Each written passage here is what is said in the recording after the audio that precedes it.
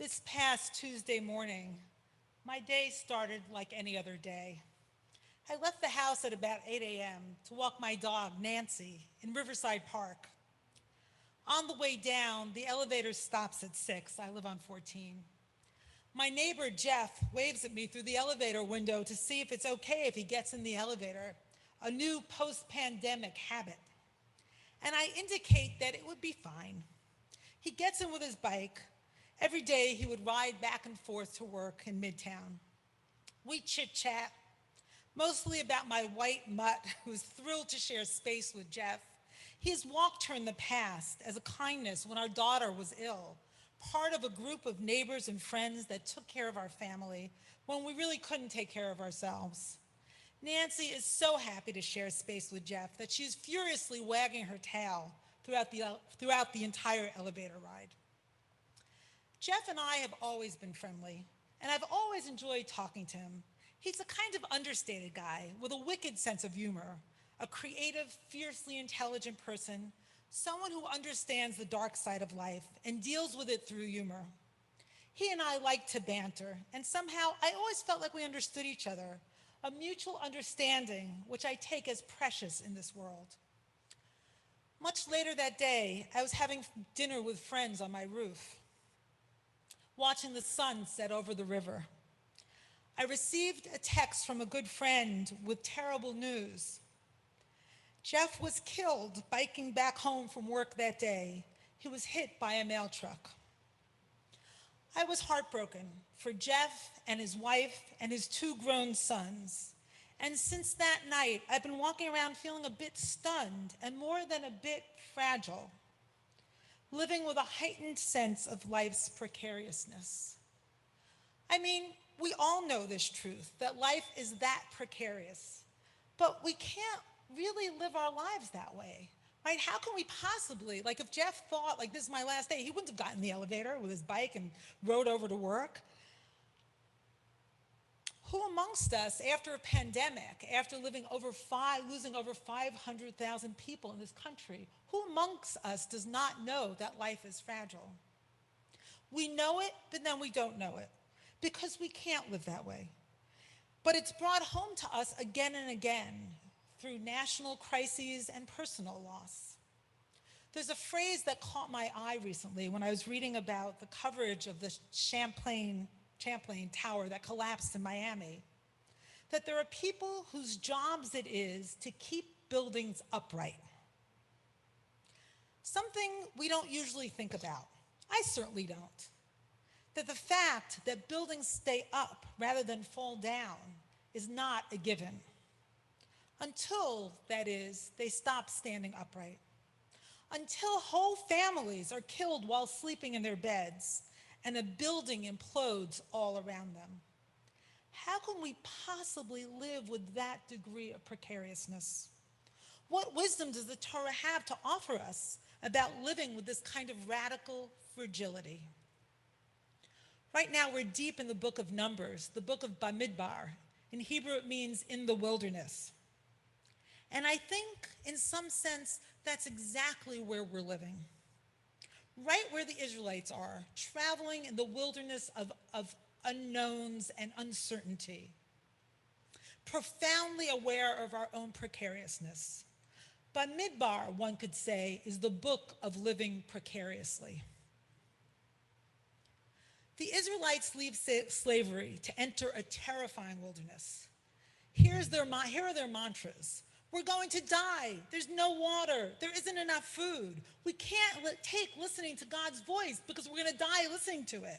Our enemies will destroy us. Take us back to Egypt. Again and again, they say, take us back to Egypt. It's hard to imagine just freed slaves wanting to go back to slavery.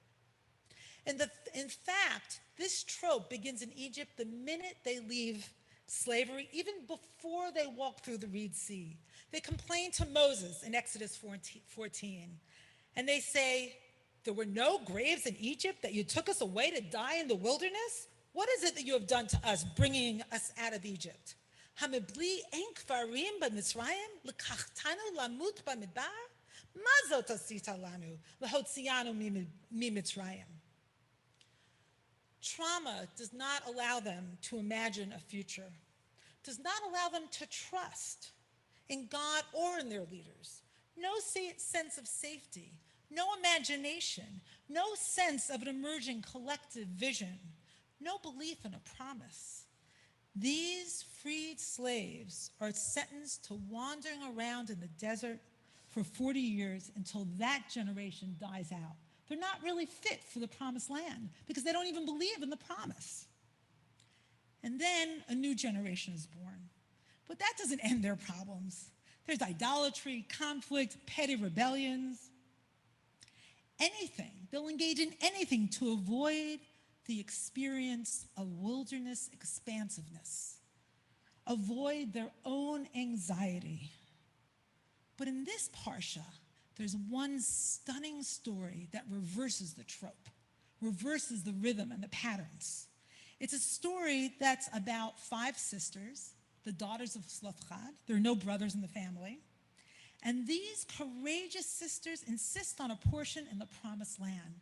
Instead of looking backwards to Egypt, they look forwards. They believe in the promise and they want a stake in it. These 5 young women dare to come forward. They stand before Eleazar and the priests and before the chieftains and the entire congregation. I can barely stand standing before you. Could you imagine? And they demand a future, saying in Numbers 27, our father died in the desert, but he was not in the assembly that banded together against the Lord in Korach's assembly.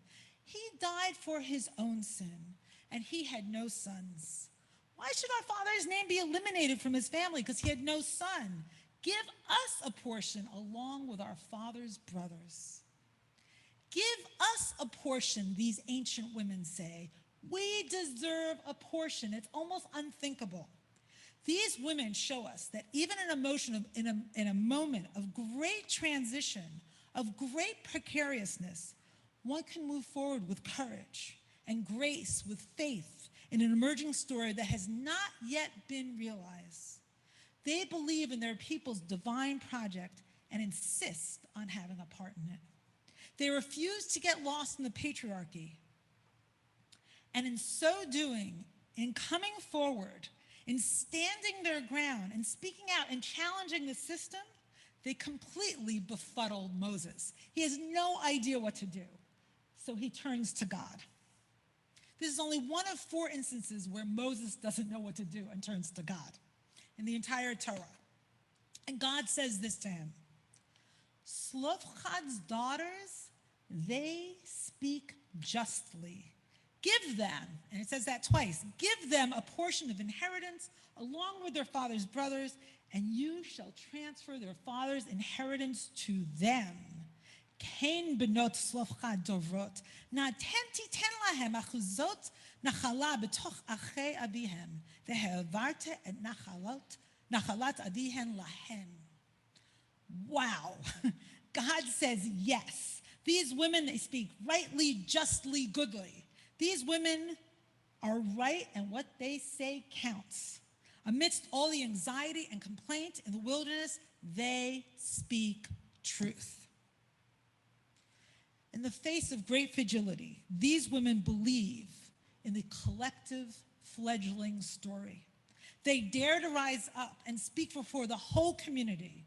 They stand their ground and tell everyone their story and ask for what they need to make the promise real.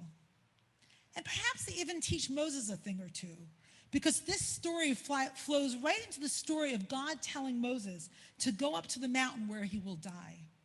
And that mountain is called Har Avarim. And that root of Avarim is really interesting. It's Ayin Bet Resh. And it means, it's from the word la'avor, to pass over, and connected to the word Hebrew, being an Ivri, one who passes over. So God tells Moses to stand on Transition Mountain because he will now face his last transition and be gathered unto his people. And Moses has stopped begging to go into the promised land. Instead, what he asks for is a leader for his people, because he finally understands, he finally accepts death and understands that he's not going to go into the promise with his people. Sorry.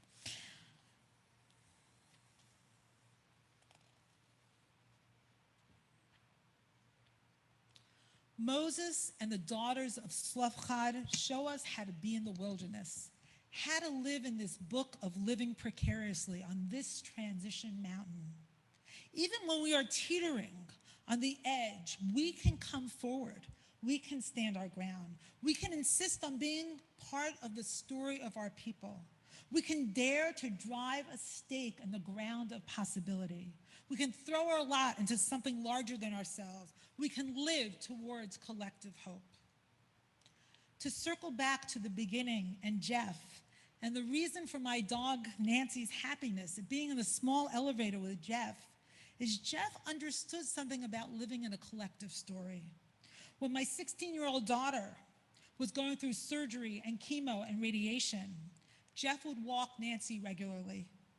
Jeff understood himself to be part of a shared project with me, with my family, with our neighbors, a promise of kindness, of trying to make life a little bit better, a little bit easier for one another, especially when things got tough. Jeff's simple kindnesses has intertwined my life with his, has created a powerful braid of community that nothing can undo. So this is my bracha, my blessing for all of us tonight. This Shabbat, may we be like the daughters of Tzlofechad. May we come forward, state our case before our community, place our stake in the ground of our dream that is coming. May we insist on our inheritance. May we be like Moses, finding the courage to stand on this transition mountain and look into the future and advocate for those who will come after us. And finally, may we be like my neighbor Jeff, extending simple kindnesses to one another as we travel this difficult path. Shabbat Shalom.